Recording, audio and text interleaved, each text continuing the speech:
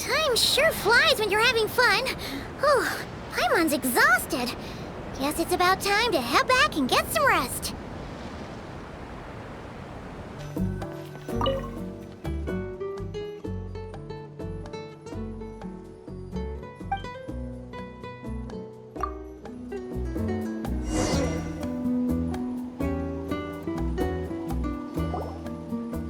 Morning, Traveler. Morning, Paimon. Thought I'd come over and say hi, puffer, floaters, and all. Morning, Mualani. How are you so full of energy? Weren't you the one partying the hardest last night? That was last night. I got a good night's sleep, and now I'm good as new. Here, take this. It's your prize for completing the album. I picked yours up, too, to save you the trip. Wow! Thanks, Mualani. That was so nice. When it comes to helping people, a good guide always thinks one step ahead, right? Oh, and speaking of work, I guess our vacation's almost over, huh? Probably for the best. If I don't head back soon, I'm worried my little doggy won't even remember me. And after talking to the others, it seems like everyone is just about ready to get back. Some are missing their families. Others are going through dandelion wine withdrawal, I guess. Even Chaska seems to be feeling it. Not that she'd ever admit it, but I have noticed her gazing back towards the Flower Feather clan at night. But summer's not over yet, so I say, we squeeze a few more unforgettable moments into the time we've got left. Like another group photo. Hey, how about taking one right here? After all this time, Paimon's grown kind of attached to this place. Great idea! Why don't you spruce up this wall, and I'll go gather the others. See you over at the plaza!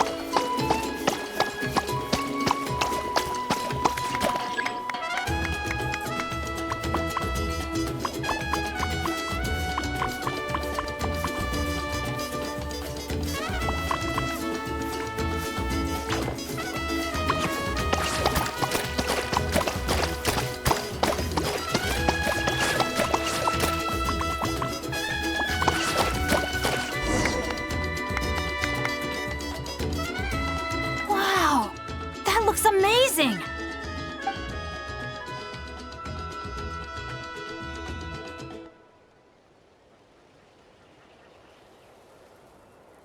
Guys, over here! We're gonna take a picture together! Oh, not bad, not bad. You're all looking full of energy this morning. Not a trace of bedhead or dark circles in sight. Whoa, you even look out for stuff like that? Well, what kind of guide would I be if I didn't pay attention to the details? Yeah, and what kind of bard would I be if I didn't appreciate a good drink? What's that got to do with anything? Somehow, though, I know exactly what he means. Do you really think that? Or are you just playing along to keep Tone Deaf Bard happy, too? I see no harm in a bit of nonsense. Here, put on this Asha headband. It's a souvenir from the rest of us.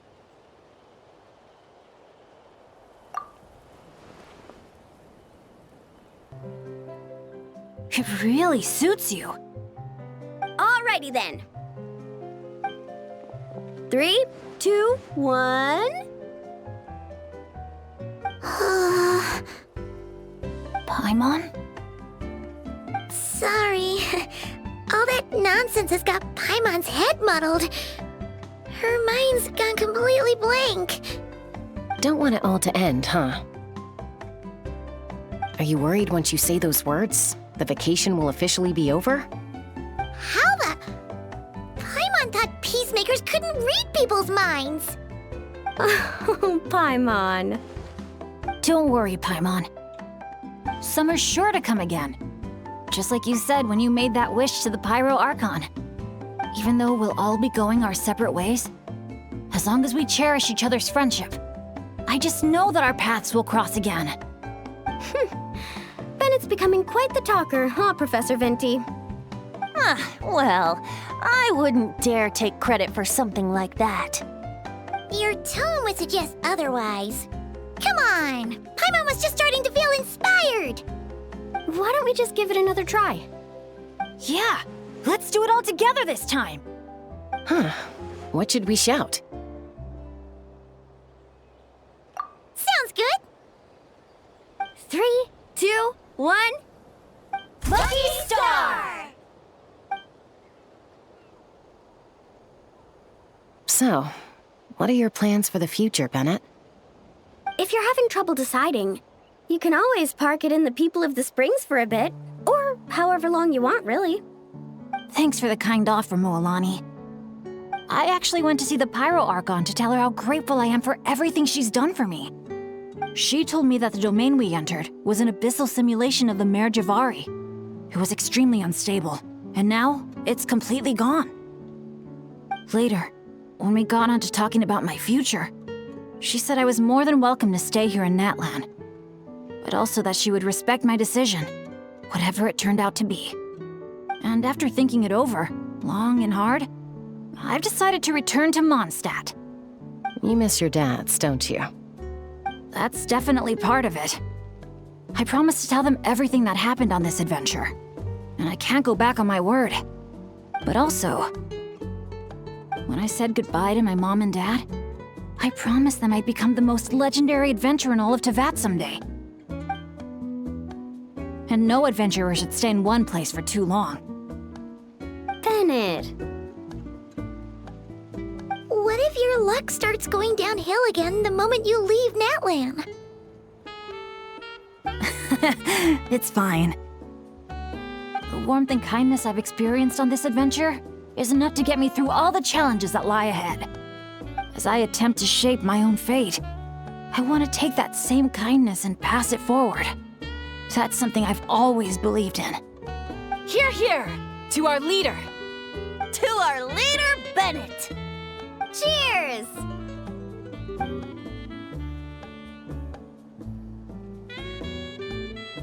Oh, this is gonna be another all-nighter, isn't it?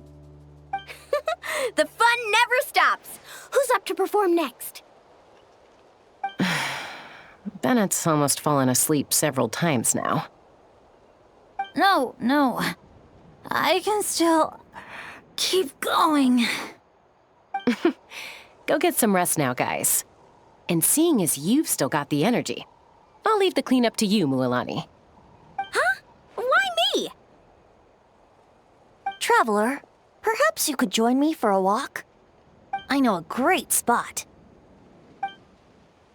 You might be tone deaf, but you sure know how to sniff out a good view. Glad you like it. Some stories aren't meant for the birds, only for the stars high in the sky. More like a story that begins with time itself. Long, long ago, time began to write the story of this world. To her, all living beings were equal, both in their value and in significance. Like an ancient scroll, she engraved upon her memory all people, all events, all encounters, and all farewells. Back then, as an animal spirit, I had a chance encounter with Time at the Thousand Winds Temple. Hearing my wishes, she entrusted me with fragments of her power and authority. Sounds like you've heard the story of Time and the Wind before. Charming, isn't it? Through the memories engraved in rituals, poems, ruins, and ancient texts, the same beings she considered so insignificant have met her, time and time again. So, this is the story you wanted to share? More like the prologue. The corruption of the Mare Javari is tied to time itself. To put it another way, it is a calamity present in every moment that will ever be. Unlike Time herself, I have always cherished many wishes in my heart. 500 years ago, to prevent the corruption of the Mare Javari from spreading beyond Tenochtitlán, I blew it off the timeline, turning it into the Windless Land.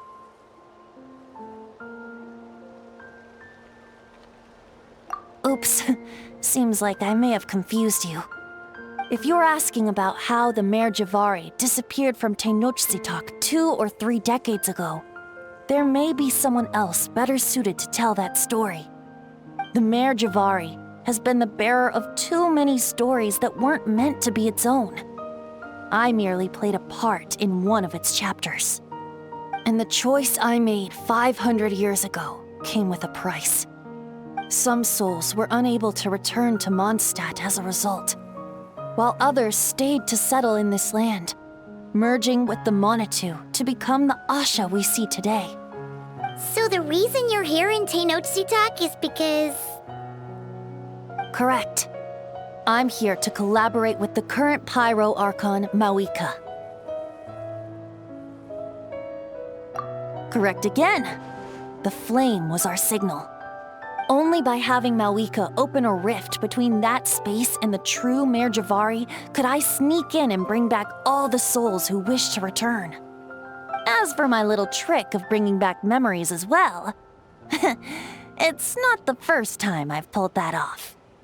Mawika also mentioned that you were planning to introduce us. Looks like I beat you to it, huh? I was glad to discover that she shares my love for fine wine and freedom. We got along great. Well, it really took it out of me for a few days. In fact, I still feel pretty dead on my feet even now. Oh, really? But thinking of all the Aether mead and dandelion wine still left to drink, I suppose I can hang in there a little longer. You don't look that tired to Paimon. So, don't think you can just pull out that little excuse and we'll suddenly foot all your bills. Oh, how you wound me, Paimon. You'll hook me up with some good liquor, won't you, traveler?